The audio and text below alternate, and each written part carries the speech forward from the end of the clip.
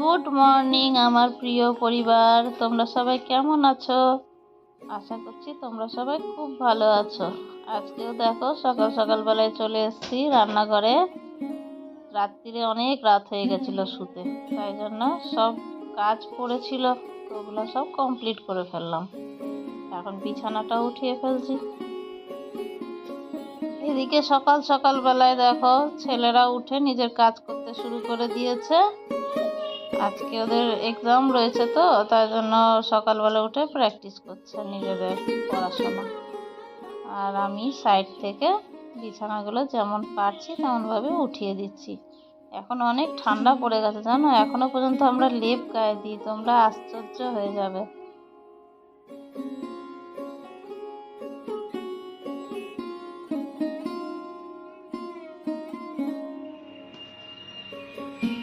তো এই যে দেখো রান্নাঘরে আমার রান্না করতে আমি চালু করে দিয়েছি। এখানে ভাত বসিয়ে দিয়েছি, এক সাইডে আলু সিদ্ধ করে নিয়েছি, আর এই শশাটা দিয়ে এখন বানাবো নেপালি আচার। আর সাথে কুমড়োটাও মৌরি দিয়ে ভাজা করব, মৌরি পিষে।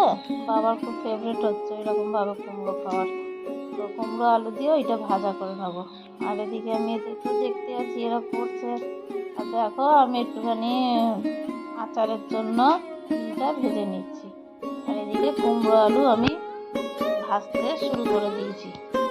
তো এখন রান্নাটা করে ফেলি চটপট, কেন কি ছেলেরা যাবে খেয়ে দিয়ে স্কুলে। তো এই যে তিলটা আমি পিষে নিই। দেখো তিল পিষে আমি আচারটা তৈরি করতে শুরু করে দিয়েছি। এখন এক সাইডে ওই ভাজাটাও করছি, এক সাইডে আচারটাও করছি। আর তার আগে আমি বেগুনও পুড়াই নিয়েছি। তো এই যে দেখো এর মধ্যে পেঁয়াজও ছেড়ে দিলাম, আজকে একটু অন্যরকম করে করছি। আলু, পেঁয়াজ, তারপরে শসা, আর এই যে যেটা পিষলাম তিল ওইটা, লেবু সব ওর মধ্যে দিয়ে দিয়েছি। আর মেথি ফোড়ন দিয়ে, লঙ্কা ফোড়ন দিয়ে এটা বানিয়েছি। এর আগেও অনেকবার আমি এই আচার বানানো তোমাদের দেখিয়েছি, তাই জন্য আজকে আর পুরোটা দেখালাম না, বাস করলাম তাই তোমাদের দেখালাম। তো এখন এটা না অনেক গরম আছে, এটা এখন হাত দিয়ে চটকাতে পারবো না, এটা তো হাত দিয়ে চটকাতে হয়। তো আগে খুন্তি দিয়ে মাখিয়ে রেখে দেবো, তারপরে এটা যখন ঠান্ডা হয়ে যাবে তখন এটাকে খুব সুন্দর করে হাত দিয়ে আমি চটকাই নেবো। এই দেখো এখানে বেগুন পোড়াটাও মেখে নেবো। তো এই যে দেখো আমার আচার কমপ্লিট, বেগুন পোড়া হয়ে গেছে। এদিকে আমি ডাল বানিয়ে নিয়েছি, সাথে আলু কুমড়োর মৌরি দিয়ে ভাজা, আর ভাত। রুটিটা পরে করব, কেন কি এখানে দেখো খাবার নিয়ে নিয়েছি। এখানে ছেলেদের একটার মধ্যে ছেলেদের নিয়েছি, একটার মধ্যে ওর বাবাকে দিয়ে দেবো। তো এই যে ছেলেদের খাবারটা খাইয়ে নিই, আগে ওদের খাইয়ে নেব, তারপরে আমি যেতে পারবো অন্য কোনো কাজে। এদের একদম রেডি করে রেখে তারপরে সকাল থেকে এখনো পর্যন্ত আমার চুলটা আঁচড়ানোর পর্যন্ত সময় পাইনি জানো, সকালে এত হুটোপাটি লেগে যায়। আগে এদের তৈরি করে দিই, ওরা দেখো বই নিয়েই বসে বসে খাচ্ছে। আমি বলেছি খেতেও থাক আর দেখতেও থাক পড়াটা, তো ওরা তাই করছে, নিজের কাজ করতেও আছে আর খেতে আছে। আর এই যে দেখো এতক্ষণে আমার একটা টিপ করার সময় হলো। তো এই হচ্ছে ওদের তৈরি করে দিয়েছি, তারপরে নিজের মুখের দিকে এখন তাকাবার সময় হলো। তো এই হচ্ছে রোজকার আমার রুটিন। যাই হোক তোমাদের সাথে একটু শেয়ার করে দিলাম। চলো যাই পূজাটা করে নিই।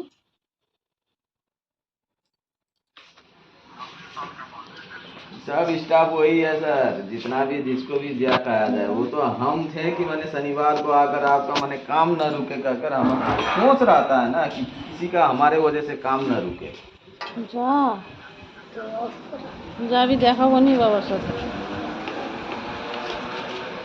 সাবধানে যেন পরীক্ষা দেওয়া হয়, মানে ঠিক করে ধ্যান দিয়ে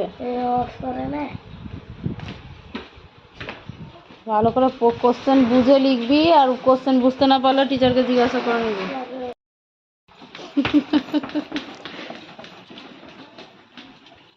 ধ্যান দিয়ে যেন লেখা হয়, বুঝে বুঝে কোশ্চেন। কই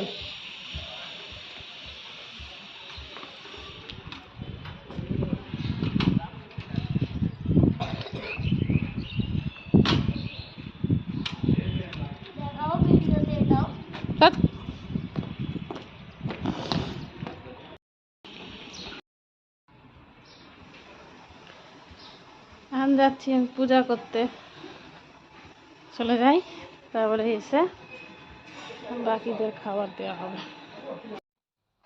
তো এই যে দেখো আমি পূজা করে এসে গেছি, এখন আমি আর আমার বড় ছেলে মিলে খাবারটা খেয়ে নিচ্ছি।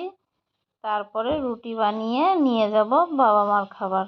কেন কি সকালে বাবা মার আমি রাত্রির বেলায় না রোজ রুটি বানিয়ে দিই, তো বাবা মা সকালে ওইটাই খেয়ে নেয় চা দিয়ে দুধ দিয়ে। তো ওনারাও ভাত খেতে খেতে 1টা 2টো বাজিয়ে দেন। আর আমরা তো সকালে কিছুই খাই না, বা শুধু ওই ভাত রুটিই খাই, মানে ভাতটাই খাই, আমরা চাটা কিচ্ছু খাই না। তো ওই জন্য একেবারে খাবার রান্না করে আমি খাবারটা খেয়ে নিই। তো এই হচ্ছে ব্যাপার। তো এখন দেখো রুটিটা লাস্টে গরম গরম করে নিলাম, এখন আমি খাবার রেডি করে নিয়ে বাস কাপড় চেঞ্জ করে চলে যাব।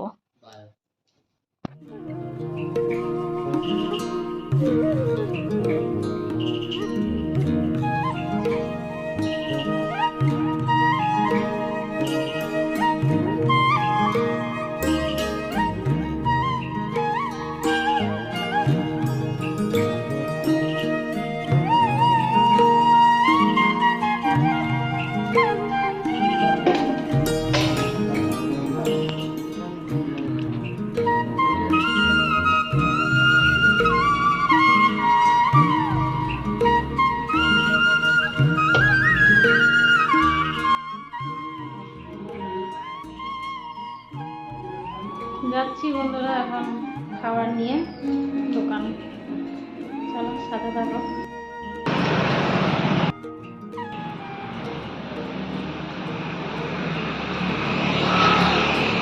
অনেকক্ষণ পরে এসে গেছি আমি দোকান থেকে, প্রায় 5টা বাজছে, 5টা বাজতে 10। এতক্ষণে এলাম দোকান থেকে, দোকানে নেই তোমাদের দাদা ভাই, তাই জন্য আমাকে বললো দোকানেই বসে থাকতে। খিদে তো ভয়ঙ্কর লেগেছে, বানাচ্ছি পেঁয়াজ দিয়ে, পেঁয়াজ আর এইটা দিয়ে এখন খাবার খাবো, ভীষণ খিদে লেগেছে।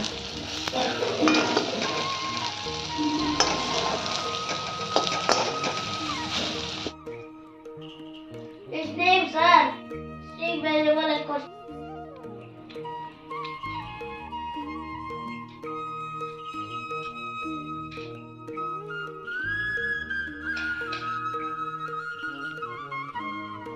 খাবার খাওয়ার পর দেখো কত বাসন জমেছে, মানে সকাল থেকে জমতেই আছে, আমার সময় হয়ে ওঠেনি ওগুলো ধোবার। তো ওগুলো এখন ধুয়ে নিচ্ছি।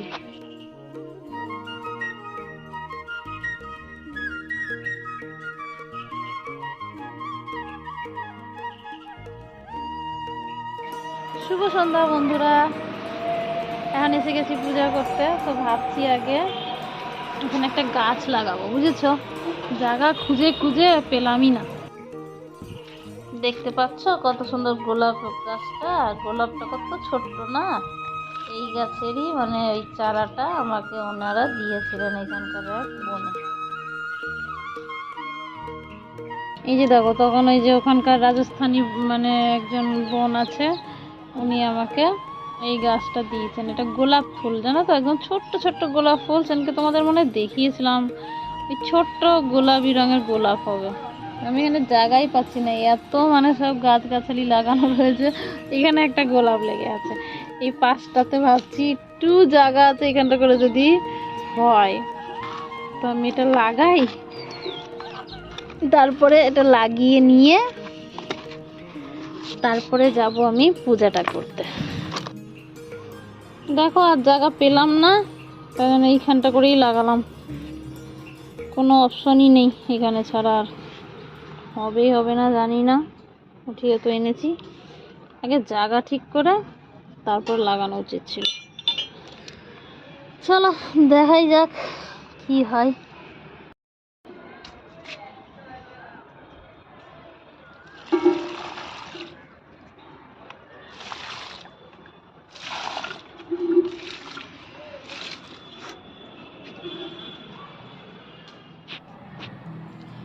দেখো এখন আমি পূজাটা করে নিচ্ছি, মানে সন্ধ্যাবেলার সন্ধ্যাবাতিটা দিয়ে নিলাম।